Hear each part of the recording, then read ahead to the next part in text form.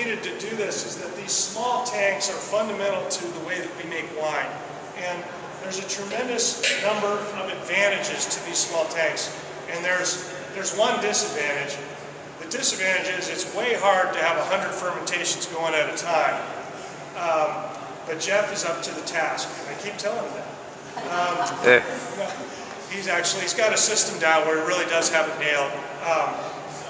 But the advantages are we're able to ferment each block of our vineyard separately and evaluate the results separately. And one of the fundamental things we've learned about wine is that the only way to evaluate wine is to put it in your mouth and learn whether something's working or not. And that means you've got to keep the wine separate. And if we combined all the grapes from a vineyard, we wouldn't be able to do many of the things we've been able to do. We wouldn't be able to experiment as much and evaluate our experiments. We extensively experiment both in the vineyard and in the winery. We wouldn't be able to evaluate our plant material, what clones we're using, what rootstock, and that sort of thing. We also wouldn't be able to discover which parts of our vineyard make the best wine. And the result of that is you'll see special bottlings from us, like say the Swan Terrace, or on occasion we bottle the Alpine Hillside. Those are unique pieces of those vineyards that we found make really special wines, and we want to keep them separate. We would never have found that if we were combining all the grapes in the large fermenters. What you see here with the wood tanks, the wood tanks and the stainless tanks are both used. They have different thermal properties. The wood is what's called a passive thermal system. The act of fermentation creates heat, and the wood serves as insulation, and those tanks will heat up on their own and cool on their own. And we were really happy with those tanks in our warehouse. Now that we're in the cave, we're not as happy because it's a little cool in here for the passive thermal system.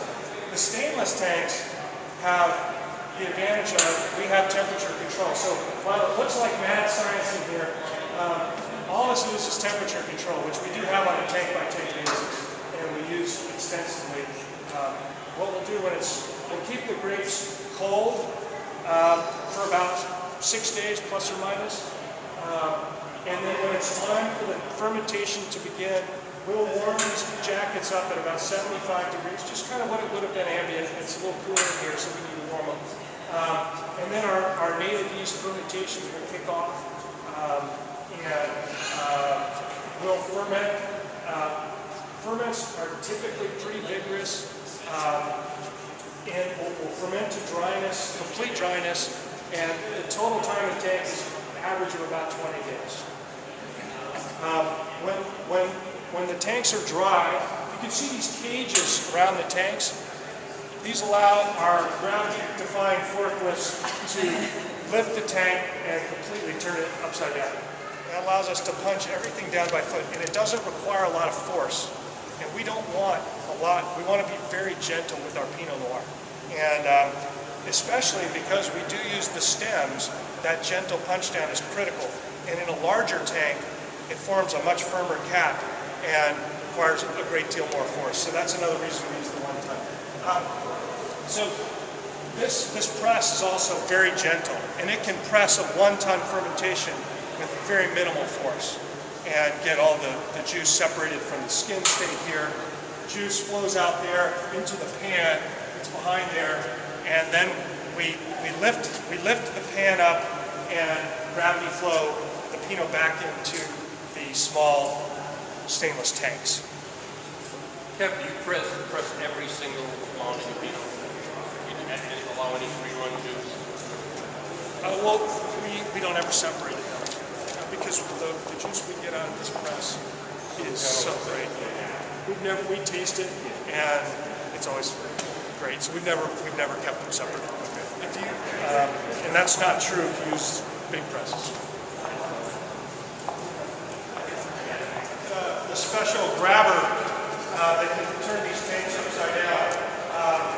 This actually slips into there's some metal sheaths underneath the tank, and this is hydraulic, and these hands actually close around the tank so that it can be turned upside down. So once the wine has been pressed, it's put in one of these tanks, and we will place the tank. We place the tank on these stands, and oftentimes the act of pressing actually makes the wine sweet again, just a little bit. And so we'll leave the wine on the stand for 2 or 3 days until it's fully dry.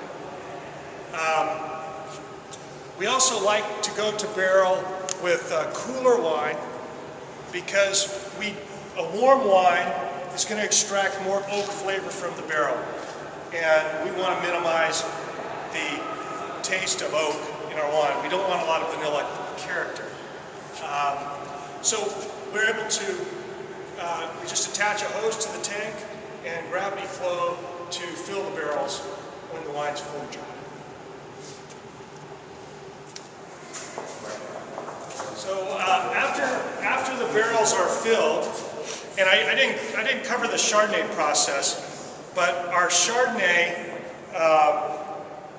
is pressed out there. The juice is put in those small tanks, which are then placed on these same stands.